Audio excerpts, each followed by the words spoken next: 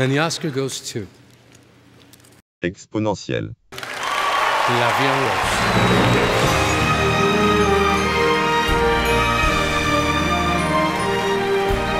Bonjour à tous, aujourd'hui on va s'attaquer à un gros dossier puisqu'on va parler de la fonction exponentielle. Les terminales vont être contents.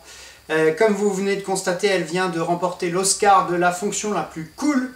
Alors je vous propose une petite vidéo pour voir les 5 raisons pour lesquelles la fonction exponentielle est la meilleure fonction.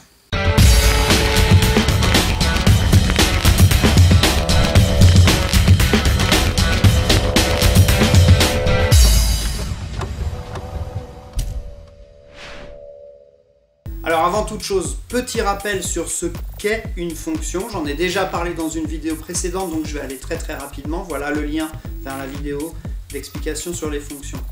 Une fonction, c'est un truc, une machine, dans laquelle on va rentrer quelque chose et de laquelle il va sortir quelque chose, c'est-à-dire le truc qu'on a rentré mais traité par la machine. Ce qu'on rentre, ça s'appelle l'antécédent, ça se lit sur l'axe des abscisses. Ce qui sort, ça s'appelle l'image, ça se lit sur l'axe des ordonnées. Voilà, petit rappel. Ok, mais alors si c'était si simple, pourquoi avoir fait une vidéo de 8 minutes sur les fonctions? Alors déjà, on peut faire les présentations, hein, c'est plus poli quand même. Donc les internautes, la fonction exponentielle, les internautes. Voilà, comme ça on est présenté. Alors faut faire la présentation parce que la fonction exponentielle c'est vraiment la grande star des mathématiques, c'est vraiment la fonction que tout le monde connaît. C'est un peu la John Travolta des maths. Il faut imaginer que ce terme exponentiel, on l'entend vraiment partout autour de nous.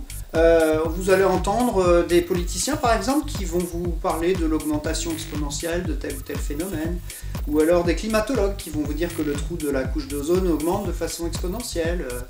Donc c'est plutôt cool. La bonne nouvelle dans tout ça, c'est qu'on parle d'un terme mathématique. Moi je trouve ça plutôt cool, que la parole se libère. Il suffit juste de mettre bonne énergie, bon endroit, la bonne intensité, et PAM, c'est exponentiel. L'économie doit croître perpétuellement, doit toujours être en train de croître et de manière exponentielle. La population de la ville a cru exponentiellement. Parce que mine de rien, c'est quand même pas si courant un terme mathématique comme ça qui rentre dans le langage courant. Il n'y en a pas des masses, hein, et c'est pas si fréquent. Donc c'est plutôt bien. La mauvaise nouvelle, du coup, c'est que ce terme exponentiel, il est utilisé un peu à tort et à travers. Dès qu'il y a un truc qui augmente un peu, on dit exponentiel, alors que des fois, ça décrit pas exactement la fonction exponentielle, évidemment. Alors qu'est-ce qu'elle a d'exceptionnel, cette fameuse fonction exponentielle, pour que tout le monde parle d'elle, même les gens qui n'ont rien à voir avec les maths? Eh ben, en fait, c'est simple, c'est une fonction, comme on peut le voir sur la courbe, qui a une tendance à monter très rapidement, à exploser vers l'infini, comme diraient les matheux, à monter très vite de façon pas du tout proportionnelle. Par exemple, si je prends un truc qui augmente de façon proportionnelle, comme par exemple le prix d'achat d'un certain nombre de baguettes de pain. Si j'achète une baguette, bah, ça coûte 1 €. Si j'en achète 5, ça me coûte 5 fois plus cher, c'est-à-dire 5 €. Si j'en achète 10, bah ça me coûte 10 fois plus cher, c'est-à-dire 10 €. C'est ça qu'on appelle la proportionnalité. Sur une courbe, on voit que ça se traduit par une droite. En revanche, si je prends un truc qui augmente de façon exponentielle, comme par exemple le développement d'un virus, disons qu'on en a 100 au bout d'une heure, si on attend 2 heures, on va pas avoir 2 fois plus de virus, peut-être 6 fois plus par exemple. Et au bout de 3 heures, on va pas avoir 300 virus, mais peut-être 1700. Du coup, la représentation graphique, c'est plus du tout une droite, c'est plutôt un truc qui ressemble à ça. Alors, un truc marrant qui suit une progression exponentielle, c'est le nombre d'abonnés sur une chaîne YouTube. Au début, c'est insignifiant, il n'y a pas beaucoup d'abonnés, puis après, paf, ça monte, et ça explose d'un seul coup. Un peu comme l'inexorable destin de cette merveilleuse chaîne qu'est Matador. Alors place au classement que je vous ai promis, les 5 raisons de penser que la fonction exponentielle c'est la plus cool de toutes. Elle est toujours positive. Quoi qu'on rentre dans cette fonction exponentielle, il en ressort toujours quelque chose de positif. Hein, ça se voit tout à fait sur la courbe qui est située au-dessus de l'axe des abscisses. Hein, vous savez certainement que pour savoir si quelque chose est positif ou négatif à la sortie d'une fonction, il faut regarder si elle est au-dessus ou en dessous de l'axe des abscisses. Ici, dans le cas de la fonction exponentielle, on est toujours au-dessus.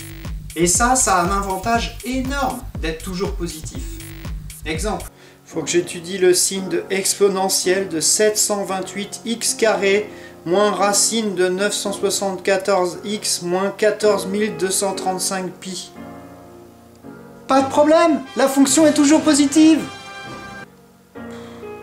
On m'a demandé de résoudre l'inéquation exponentielle de 4x carré moins 2x plus 7 supérieur à 0. Pas de problème, la fonction exponentielle est toujours positive. Bref, vous l'aurez compris, la fonction exponentielle est toujours positive et ça c'est cool.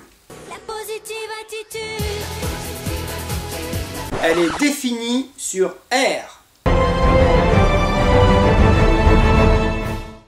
Comme on le voit sur la courbe, oui parce que j'ai oublié de le dire, mais en fait tout se voit sur la courbe. À la fois exponentielle, mais logarithme aussi, et toutes les autres fonctions. C'est pour ça que c'est super utile de connaître parfaitement les courbes, parce que en juste mémorisant la courbe, eh ben, on n'a pas besoin d'apprendre toutes les propriétés, on les retrouve juste en fonction de la courbe. C'est cool, c'est pratique, ça évite de faire des efforts de mémoire. Et faire le minimum d'efforts d'apprentissage va plaire aux matheux qui, je le rappelle, sont des feignants. Donc je vous disais, on peut le voir sur la courbe, la fonction exponentielle, on peut rentrer absolument tout ce qu'on veut. N'importe quel nombre réel, il n'y a aucun nombre interdit, comme par exemple dans les fonctions racine carrée, où il faut bien faire attention à ce qu'on rentre, parce qu'il faut que ça soit supérieur à 0, parce que racine d'un truc négatif, ça n'existe pas. Ou alors il faut faire attention quand on a une fonction avec un quotient, parce que du coup divisé par 0, ça n'existe pas en maths, donc il faut faire attention à ce qu'on ne rentre pas 0. Là on n'a pas du tout ce genre de problème, on peut rentrer absolument tout ce qu'on veut. Quand on voit exponentielle, on n'a pas de problème d'ensemble de définition. Et ça c'est cool. La dérivée d'exponentielle. Là on arrive vraiment dans le top du top des raisons pour lesquelles l'exponentielle c'est vraiment une fonction badass. La dérivée de exponentielle, c'est elle-même. C'est cool. Ça veut dire en d'autres termes que si j'ai exponentielle de x, la dérivée de exponentielle de x, c'est exponentielle de x. Là je m'adresse au terminal qui me regarde. Avec les tonnes de formules de dérivation qu'on vous balance à partir de la première à apprendre par cœur, est-ce que c'est pas génial d'avoir une fonction, sa dérivée, c'est elle-même?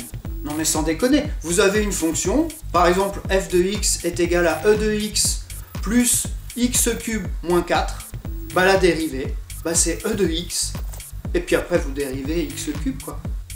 Et je veux pas être trop joasse non plus, est-ce que je viens vraiment d'employer l'expression je suis joasse? Mais étant donné qu'elle est toujours positive et qu'elle est égale à sa dérivée, pour les études de fonctions, ça devrait pas être trop compliqué, hein?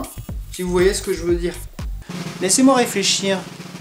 Si elle est toujours égale à sa dérivée et qu'elle est toujours positive, ça veut dire que sa dérivée, elle aussi, est positive. Bon, les gars et les filles, on va quand même se détendre un tout petit peu parce qu'il ne faudrait pas non plus penser que c'est trop facile.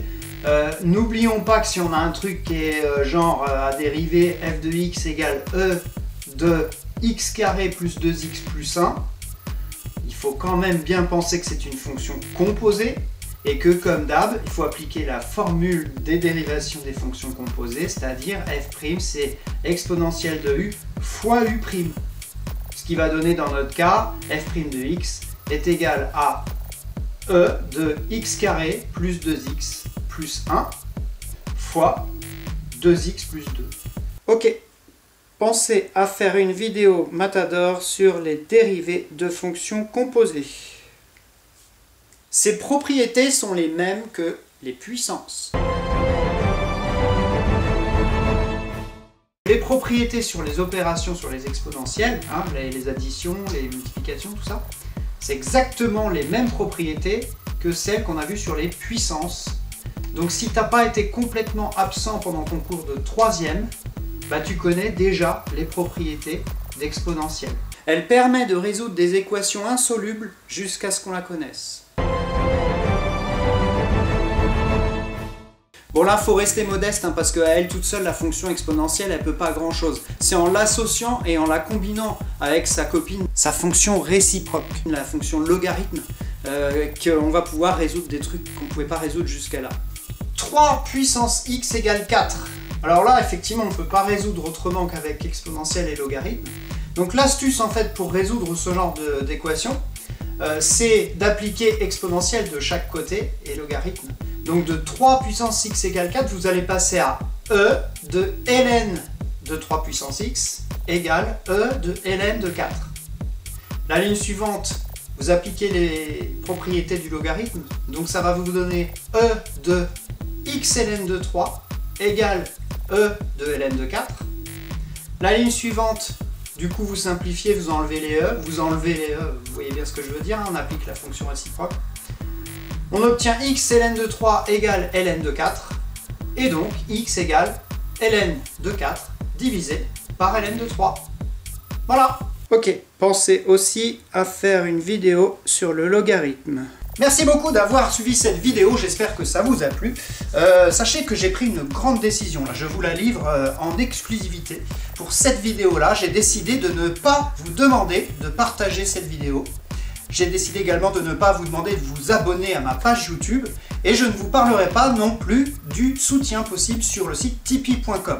J'ai remarqué que je le faisais suffisamment dans les vidéos précédentes pour ne pas vous saouler avec ça, donc je n'en parlerai pas aujourd'hui. Voilà. Quant à moi, je vais préparer la prochaine vidéo. Et quant à vous, ne prenez pas de risques, calculez-le.